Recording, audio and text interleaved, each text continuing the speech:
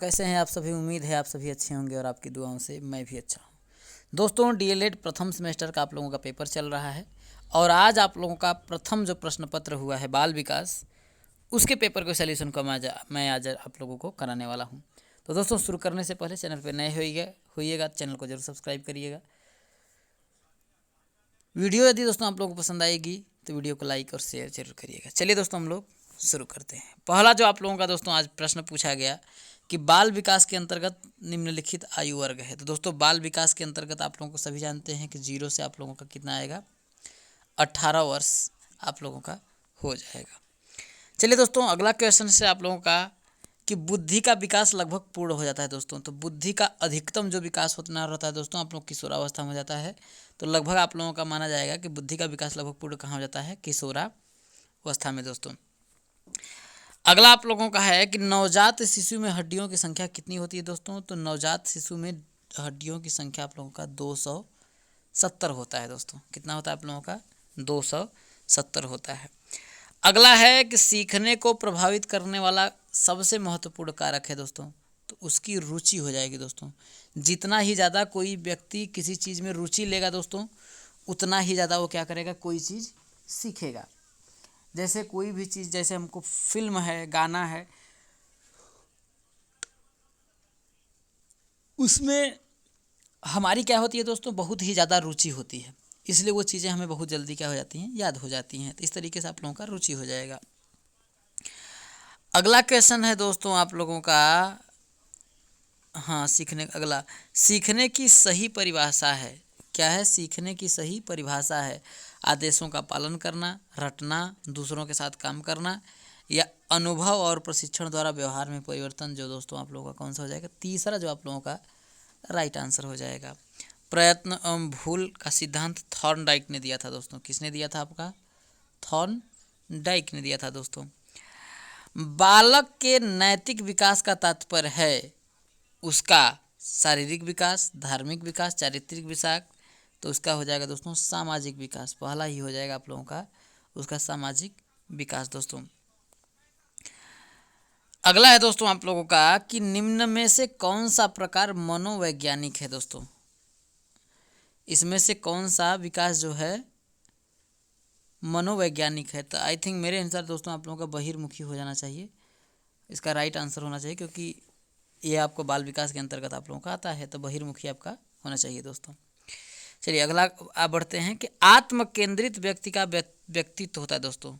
तो आत्म केंद्रित व्यक्ति जो होता है वो खुद के बारे में सोचता है, बहुत ही ज़्यादा बोल सकते हैं कि उसके अंतर्गत दोस्तों एक दूसरे के प्रति जो होते हैं ना, ईर्ष्या की भावना होता है। तो अंतर्मुखी व्यक्ति जो होता है दोस्तों वो अपने से ही ज़्यादा मतलब रखता है, किसी दूसरे से उतना वो नहीं होता है।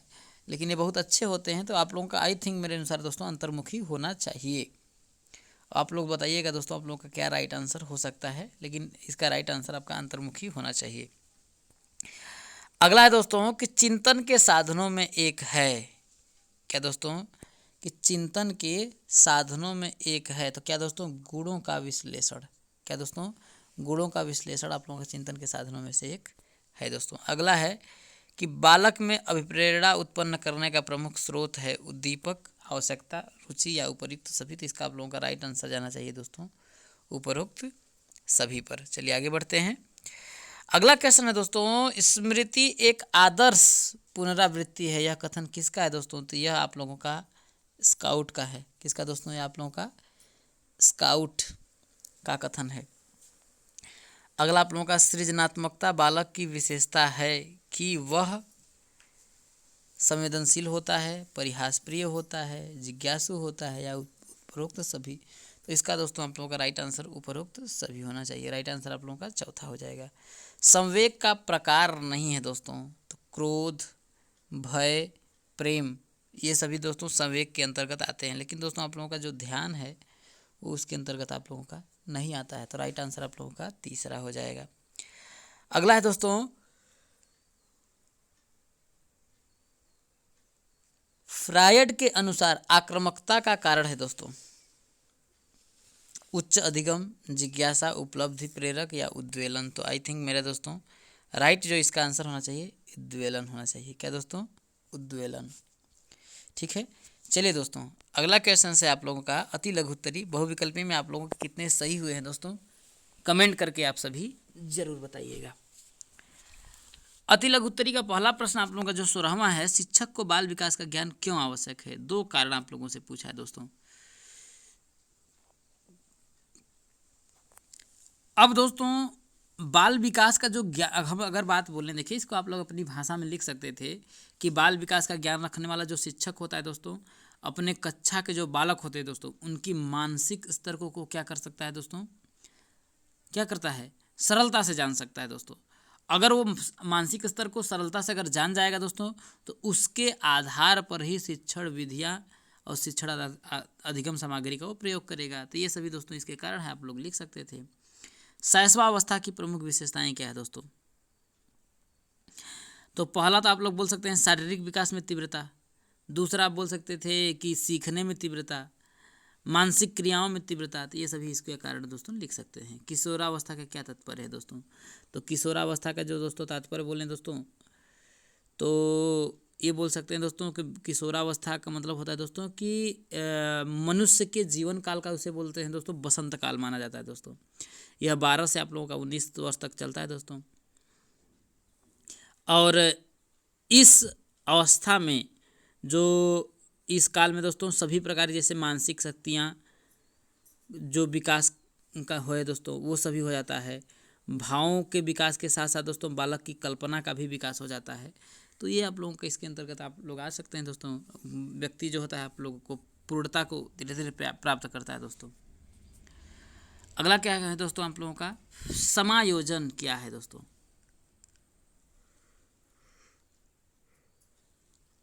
तो दोस्तों समायोजन के बारे में अगर आप कहें तो देखो, मनोविज्ञान में परस्पर विरोधी आवश्यकताओं को संतुलित करने की व्यवहार संबंधी प्रक्रिया को समायोजन कहते हैं। ऐसे लिख सकते थे कि मनोविज्ञान में परस्पर विरोधी आवश्यकताओं को संतुलित करने की व्यवहार संबंधी प्रक्रिया को समायोजन कहते हैं। जैसे किसी के बीच में जो है भाई बहस हो जाती है तो कहते हैं भाई आप भी समायोजन करो, भाई समायोजन नहीं करेंगे तो बात बनेगी कैसे? तो ये तरीके आप लोग लिख सकते हैं। अगला है दोस्तों तर्क क्या है दोस्तों? तो तर्क को लिख सकते हैं दोस्तों कोई बात जानने या समझाने के लिए किया जाने वाला जो प्रयत्न है दोस्तों, उसे ही दोस्तों आप लोग क्या बोलते हैं, तर्क बोल सकते हैं। कि किसी भी बात को जानने या समझाने के लिए, जैसे कोई भी प्रश्न रहता है तो किसी बच्चे को समझ में नहीं आता है तो उसको हम लोग तर्क देते हैं। तो वो जो दिया जाने वाला तर्क है, देने वाला कोई कथन हम लोग समझाने के लिए एक प्रयत्न करते हैं कि इनका ये है, ऐसे ये है, तो वो आपका क्या है, तर्क है। सामाजिक विकास क्या है? अगला आप लोगों का पूछा है दोस्तों कि सामाजिक विकास क्या है दोस्तों। तो सामाजिक विकास क्या है दोस्तों, कि बोल सकते हैं कि सामाजिक विकास का मतलब दोस्तों सामाजिक अपेक्षाओं के अनुसार व्यवहार करने की योग्यता को ग्रहण कर लेना ही दोस्तों सामाजिक विकास का बोल सकते हैं। कि समाज की जो अपेक्षाएं हैं उसके अनुसार दोस्तों व्यवहार की योग्यता को ग्रहण कर लेना ही क्या दोस्तों सामाजिक विकास कहते हैं। अगला है आपका व्यक्तित्व की कोई एक परिभाषा लिखिए। किसकी? व्यक्तित्व की।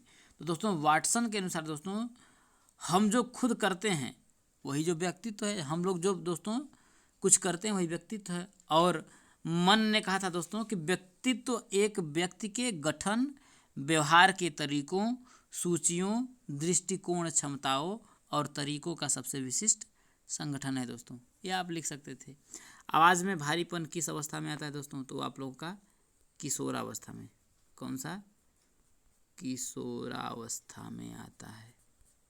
ये आप लोगों का राइट आंसर हो जाएगा। अगला है अधिगम का अर्थ स्पष्ट करिए दोस्तों। तो अधिगम का अर्थ स्पष्ट करने का मतलब दोस्तों, अधिगम का मतलब ही क्या होता है दोस्तों? सीखना। अधिगम का तात्पर्य होता है सीखना दोस्तों। तो हम बोल सकते हैं दोस्तों अधिगम का तात्पर्य क्या होता है? सीखना होता है। यह एक व्यापक, सतत और जीवन पर्यंत चलने वाली प्रक्रिया है दोस्तों। मनुष्य जन्म के उपरांत ही सीखना प्रारंभ करता है और जीवन भर कुछ न कुछ वो क्या करता है दोस्तों? सीखता ही रहता है। तो ये आप लोगों का अधिगम हो जाएगा। कल्पना से आप क्या समझते हैं दोस्तों? तो कल्पना का मतलब हो जाएगा दोस्तों कि बोल सकते हैं कि कल्पना वह शक्ति है